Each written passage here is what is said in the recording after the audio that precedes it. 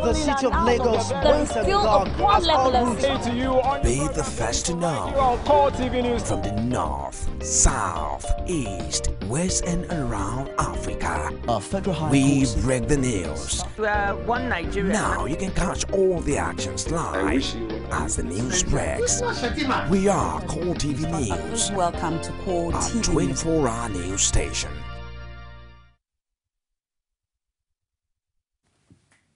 Welcome to Core Digest this morning. I am Sheyi Martins and Tolu Ojeomi is still very much here with us. It's been 77 days that the question is still being asked, where are the girls? The Chibok girls were abducted from their school in the early hours some 77 days ago. Until date, we're still asking the same question, where are our girls? The American government and the world over took, after 18 days of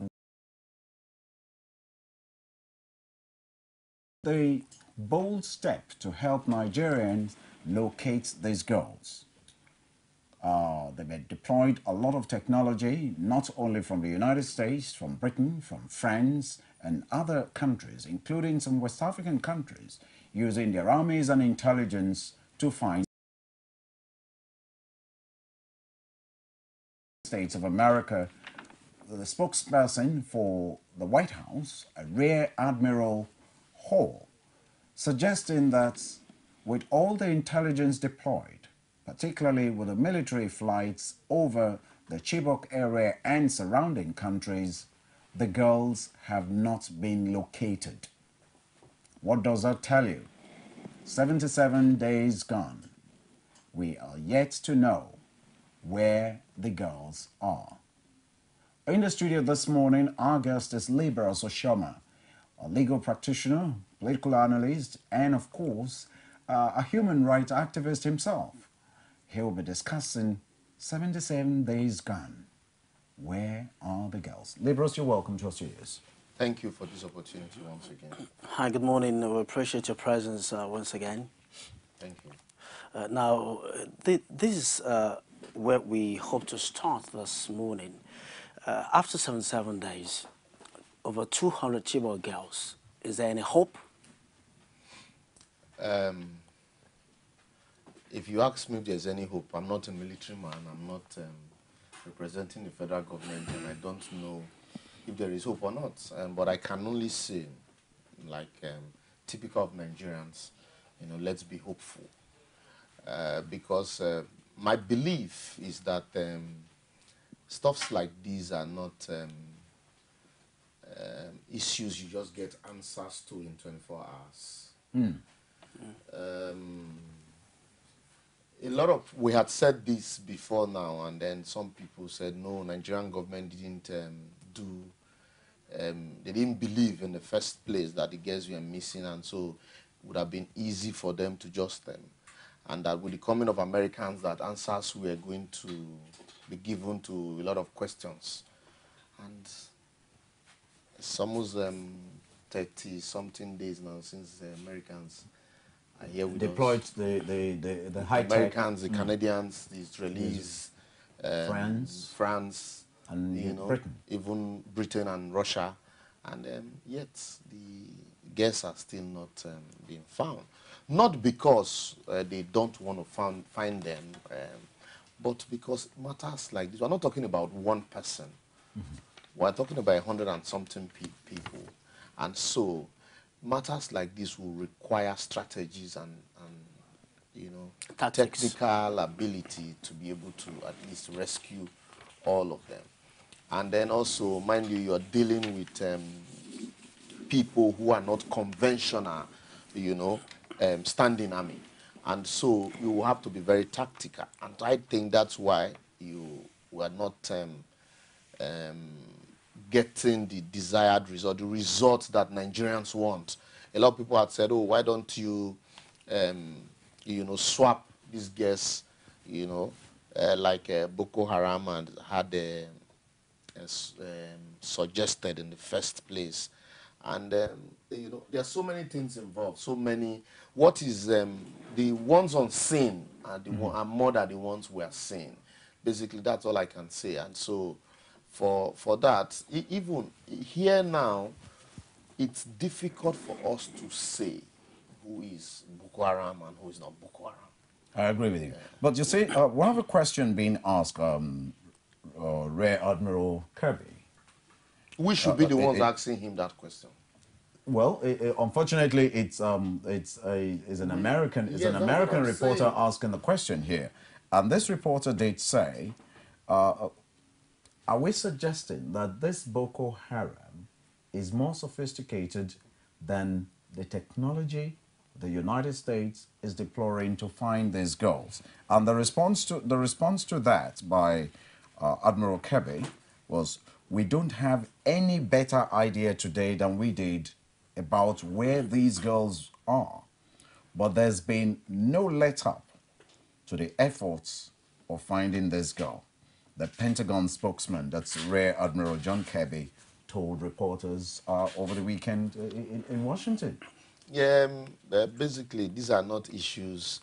These are security matters. You don't, more like what was happening when the abduction just started. You know, you hear all sorts, you know, in the public domain, but these are security issues. And then you see, what you just hear are, you know, maybe one-line statement, two-line statements. And you really don't get details, because that might also, you know, give you out or jeopardize all the effort put so far. But like they have said, it might believe also that they are seriously working hard to ensure that all the girls come out, you know, alive unhurt. Because if you use the tactics that we are used to, you might probably be able to, you know, kill some members of the insurgent and then not rescue one person. Not rescue one person in the sense that you would probably kill all of them and then kill some insurgents, and then you come out saying you are victorious. Some people have been killed, but you recorded some casualties. You know, the figures are never really given. And so that's the tactics we are used to. Just go there, use brute force, kill everybody, including the ones you want to rescue, because some of these people might be used as human shield, you know, in the cost of exchange of gunfire. And so now with the international community stepping into it, I believe what they are doing now, you know, is you know, tactical approach to rescuing these girls. And then also, I don't believe that, like has been stated in some claims, that the federal government is not willing to negotiate. The same federal government that we say are not willing to negotiate, sometimes you pick the newspapers, they say federal government hires the Archbishop of Canterbury to negotiate on its behalf. Federal government hires a close ally of Shekau, you know, from flew him all the way from Dubai to negotiate on the federal government's behalf. And, you know, these are the same people we say are not willing to negotiate. And mind you, you are dealing with a hydra-headed monster. Indeed. And so it's not something you just approach from one angle. And then Nigerians, it's difficult. If my child were involved, you know, I probably would not be talking like this, but all the effort that is required is patience. All the effort that we require now is patience. Because is the world impatient right now? Gradually, you know, typical of Nigerians, gradually, a lot of people are beginning to forget. That's why we're saying, are the world cooling off on this abducted a lot of girls? people, you know, when this whole issue started, I said something. I said, look, let's not dissipate all our energy now, because this is not something you're going to get result in 48 hours. You know, let us take it bit by bit, because if you dissipate all your energy now and in 2 weeks these girls are not found, you probably, you know, redirect your energy somewhere, and then you turn around to say, well, you won't blame me. When it started, you know, we all put effort. And, you know, typical of government also, they know Nigerians, they know that we never see anything through. And so they just wait for you, dissipate your energy for the first 1 or 2 weeks, and thereafter, you know, it was like typical then for everybody to carry placard, hashtag we are our guests. You know, it was now like the in thing. It became a fashion for a lot of people. Oh, hashtag we are our guests, hashtag we are our guests. And the federal government said, no, you should bring back our guests. Shouldn't be telling us, because we were not the one that abducted them in the first place. And so I think our effort should have been, you know, gradual, and then take each day, a bite each day, so that you'll be able to sustain the momentum. But if you take everything once, you will get tired, you know, midway, and then you stop asking questions because you'll be overwhelmed by a lot of all other issues. Now, Laboris, as it stands now, I understand your standpoint that the heat at the beginning was quite much, and then you're beginning to feel people are getting tired of it, and then it's no longer fashionable, so to speak. Now, as it stands, would you advocate a swap, really? I really don't understand the swap that we are talking about. If truly, swap is not a bad idea if properly negotiated and if properly handled. But the situation where you just say, go for a swap, and then the man you're swapping with, you need to first and foremost ascertain that, okay, these are the number of guests that I am asking for, that I am looking for. Are they truly with you? I need to at least ascertain that they are with you, and if possible, see them. And then also I need to also ascertain the number and the nature of the prisoners that you are asking for. You know, until you do that, you don't just do a blind swap. And then also you need, both parties there needs to be sincerity on both ends.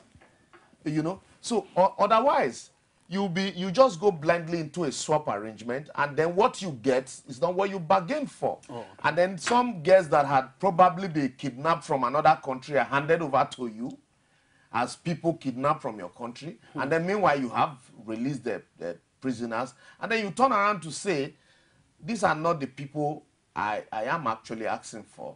And then they say, okay, no, now we need to do another swap arrangement. So swap, fantastic. But there needs to be the proper measures in place. Enlightened swap, you'd say. Informed swap. Yes, informed swap. It's not just, you know, going to it blindly, and then because people are pressurizing you, you know, you need to put all the necessary measures in place before you take that step. These are security matters, and these are not things you go into blindly. And so also, sometimes too, you can even use that to buy time in strategizing. Okay, I'm negotiating, I need to ascertain 1 or 2 things. While at the same time, you are using that opportunity to buy time, and then you're catching in on you know, the hideout of these people. You know, so all of these, at the end of the day, would require patience. And once if the desired result is obtained, people will easily forget whether they stayed there for 80 days or for 88 days or for 90 days. You know, but what we want is, at the end of the day, bring back these people alive and healthy. Let me take this Facebook comment from Badiko Kemi in Ibadan. Yeah. I thought Air Marshal Bade said he knew where the Chibok girls were. What a useless grandstanding. If they really knew where the girls are, how come he couldn't share it with the U.S. intelligence who came to our rescue? This doesn't just add up. I really weep for the way politics has swallowed up professionalism, good conscience, and true meaning of human existence. For me, it's unfortunate. You see, sometimes we browbeat our professionals into making some useless statements. This statement from this Air Marshal Bade. No. This Facebook comment is pedestrian to me. Would you say that? Yes, it is. It is very, very pedestrian, because a professional won't talk like this. When you browbeat a professional into making certain statements, we know where they are. But even if you know where they are, like what I said before, you cannot just, you know, swap in on them and say, yes, we want to rescue. Because you need to also be strategic. How do we move in? If we move in, are we going to be able to rescue all of them at once? Are there going to be casualties? You know, it is better that you plan properly, take your time to plan, and ensure that you rescue all of them than go in hurriedly, rescue half, and half are dead. Nobody wants his or her child to be killed in the process. And then also sharing information with the US. We cannot say, that's why I said it's pedestrian. We cannot say here that such information had not been shared. Indeed. Because we are not with them. Since the US intelligence came here, they had not issued one statement. Until now. Until now. Unlike when our we're browbeating our military and intelligence units to be giving us information, blow by blow account. Okay, where are you now? Are you in Sambisa Forest? You know, Sambisa Forest now became like a home video thing. Sambisa Forest, as if, oh, they were all kept in that Sambisa Forest. You know, even when some people came to say, look, they've been shared, some are in Chad, some are in Niger, some are in Cameroon, and we still kept on hammering on Sambisa Forest, Sambisa Forest, Sambisa Forest. So, so when you look at issues from, and the man, we should not take this statement in isolation. He said, we know where they are, we are keeping a tab on them, but we cannot just, you know, swap in on them. And so, as an intelligence person, what you do, keep your eye on the ball. And ensure that, okay, we need to be monitoring to make sure that if at the end of the day we are even doing a swap or we are even rescuing, we know what we are doing. Unlike when your eye is not on the ball, you don't even know where the ball is, you don't know where the gears are, and so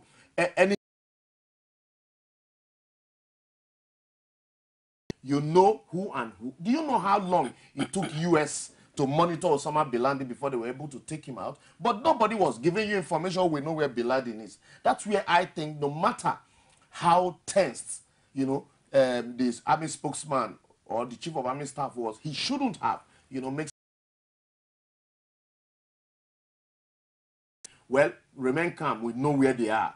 But, you know, we're taking our time. Simple. The government has left a lot of Nigerians to speculate. And I want to refer back to the Obi Ezekwesili group and the many other groups who were all over the place, supposedly even with international connection, trying to ask these girls. It seems you know where they are. You are the military. You are the power that be. Mr. President, you have the commanding role of ensuring the safety of these girls wherever they may have been taken to. Now this group seem to have cooled off. And suddenly, you know, they were... Yes, and a nice intro there. Commissioner Mba gave them an opportunity, and gave them an opportunity, and then they went to court, even though the court, though the IG, you know, yes, sort of overturned. Yes, overturned that order, but because, you know, when something is not, you know, when it is for political gain, you can't sustain it. But when it's genuine, it's from the passion inside. You know, no matter how long it will take you, you know, that passion will keep burning, and that passion is what will lead you on. But when it's for political gain, it's for grandstanding, it's for giving the impression that you're working, you're doing something. At the end of the day, at any slightest provocation, you will derail. And so that's what we just saw happen. And then, because, like I said, it became a slogan for a lot of people. It became a cliche like, of some sort. It became, you know, like it became a fashionable, wear red, go sit down somewhere, and you know, we don't have, it's not a culture that you can, you know, sustain here. We need to teach people how to sustain it. We need to teach people how to sustain, you know, pressure, and not just to do it once. People that are not used to doing something, then you want to do it, you come out all at once. What we should, there are other measures you can sustain, you know, this pressure on the government. There are measures, ways you can do it. Here now, all we get now is the international press that are asking questions now. We are gradually becoming silent, cooling off. The World Cup had taken over. Yes. And so we are all united now, cheer up the Super Eagles, and then and then we create jokes out of the issues, bring back our guests, take away our boys, and you know all what's not. And if today the Super Eagles are able to win their match today, you know that takes us further away from bring back our girls. the issue at home. And you know, so we need to find a strategic way also of sustaining some of these things. And the only way we can do it is not to, crowd all our efforts, putting all our eggs in one basket. When this thing started, there are ways you can keep it up in the press. You know, you can also, not this every day we must go and sit down, somewhere. Because these are not people that are used to sitting down somewhere every day. If it's once or twice a week, it's okay. On this day of the week, we'll all come out again and ask this question. We go back home. Next week, Friday again, we'll gather and ask this question. With that, you would give these people the opportunity to go do their job, recoup whatever they need to recoup, and then at the end of the week, they come together and ask this same question.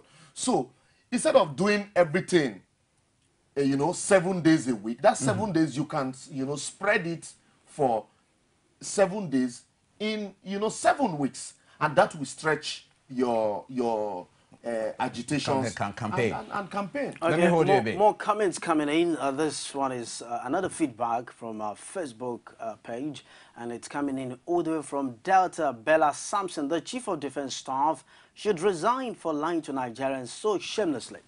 What manner of people has a president surrounded himself with? Bonnie Haruna the other day made a claim it was unfounded. The First Lady made a chart-bursting video on YouTube. Alex Barry staged a rally. This Chibok drama. What are you going to say to that? Another pedestrian, would you say?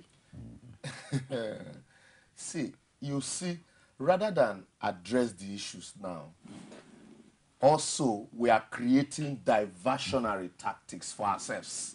Now, we'll shift the issue from the Chibok guest to the Chief of Defense Staff, attacking personalities, to the First Lady. The First Lady's unconstitutional gathering made so much headlines than looking for solution to the problem. We made T-shirt, like I said, it became a fashion for all of us. We made T-shirt out of it. It became a video for comedy, for dance hall, but yet, in the heat of all of this, the question was lost. And that's also gradually faded out. And now it is, the Chief of Defense Staff said they know where the guests are. And so if you know where they are, why didn't you just swap in and bring them? And so the Chief of Defense Staff should go the same way when this Boko Haram issue started. You remember Hiche Jirika? Oh, the service chiefs should be changed. The service chiefs should be sacked. They were all changed. And then some people even said that the Chief of Army Staff then, Hiche Jirika, should be charged to International Court of Justice for genocide. And those ones were changed and we brought another one. And now we're saying, change them, bring another one. And yet the question, the issues persists. Are we not, looking at the wrong solutions to the problem? How well are we focusing on the men that are on ground? How well are we focusing on the tactics? How well are we focusing on the loyalty? How well are we focusing on the equipment? How well also are we focusing on our leaders on ground, our local leaders? We just look at the national leaders, and it is always very convenient for them to tell you, well, there are people who are supposed to, constitutionally empowered to do this work. We have given them the mandate to do it. So allow them to do their work. But even those of us that are locals in this place, how well do we volunteer information? These are issues. It should be a holistic approach. When we call, president, you have a local government chairman in this place. You have a governor who's still collecting security votes. Yes. I can't be a governor in a state, and there's crisis in my state, and I throw my hands up in the air and say, because I'm not the chief security, or I don't command the police or command the army, and so I can't do nothing, and yet I have more than 40 mobile police, you know, guarding me. You know, these are some questions that we should ask. We should ask, as we're asking the president questions, we should also be asking the governors, asking the local government chairman, and asking the local chiefs. Now that you mentioned, you have senators that will come and tell you, oh, I have it on reliable, on the floor of the Senate, I have it on Senator Zana, I have it on reliable information that the guests had been moved from point A to point B. And we're not saying, look, Senator Zana should know more than he's telling us. Also, Senator Zana, come out with more information. The SSS, why don't you look inward? Look at some of these persons. Well, the Hansard of the House does not for now permits that for Senator Zana, for you and I to question Senator Zana on whether we can even compel the appropriate authority if we go to court. Yes, if we go to court on that matter, which is where some of the questionable issues with respect to our democracy. Now, because we're talking local, there are some seasoned hunters, almost 500 of them, who says the bush is our culture. Now listen to this very seriously. The bush is our culture, and we have the powers that defy guns, bullets, and knives.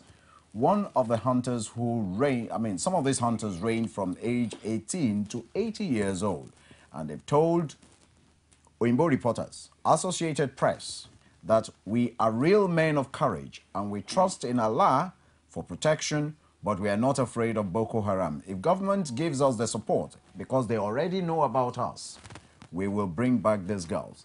The word going on now in the papers are these Boko Haram people, from some of those who were arrested last week, that they have these invincible reptiles that are attacking them and disappearing. So these hunters are saying they can help. So should we say the suggestion of the former head of state saying that these are the things we can do in Rhodesia to redeem Rhodesia from the white dominance there is beginning to happen in the Chibok country. That is why I'm saying it is not something you leave for one person to handle. It's a problem that involves all of us. And so, when you are a local, you are hunters. These are places where we've had, state of emergency, and you have military presence consistently. And so, if as local hunters, and these are places where you go hunting, unfortunately, what we have now, if you remember, during Obasanjo's time, we had some people who call themselves Northern Talibans. You still have armed robbers in these places. But now there are no more armed robbers, there are no more Northern Talibans, all the smaller states. Everybody now is Boko Haram. If people come to rob your house, it is Boko Haram. And so you give them a larger-than-life image. And so it is very convenient for us to say Boko Haram, Boko Haram. And that's what they enjoy. That's what they want. And then these are local hunters these are places where they go to hunt. And so they are saying, look, we can go bring back these guests. Just we need the empowerment. For me, we talk too much. We talk too much. We need action and not talk. Let's see results, and then you can talk thereafter. Like, it's done in civilized world. I just made reference to Osama bin Laden. We did not hear people talk. What we saw was result. Everybody is saying we need government support. The military are there with you, residents, domicile in these places. You don't need to come to the newspapers to say we want to. Let us see a collaboration between the locals and the military, and then we'll begin to see result. That's when they can now tell us this was what yielded this result. And then Obasanjo also coming to tell us, yes, I need government backing. Go ahead. Let me hold you there, because we need to keep this going. We'll still be talking more on the issue when we come back after the news. But in the meantime, is the world cool enough on the Chibok girls? Okay, send us messages Our telephone our telephone lines will also be opened when we come back in the next segment. So stay with us. Don't go away. From time immemorial, women have birthed life, shaped character, and by extension, influenced the society. Moremi of Ife, Emotan of Benin, Queen Aminat of Zaria, all women of influence and power. Whether it's before election, after election. How ironical. Women being so powerful, yet have few grounds in decision making. They see you as a wife, and I see you as a wife to a man. We are talking women in politics. A woman will be bold enough to stand up and say, I want to become president of Nigeria. Only on Core TV News.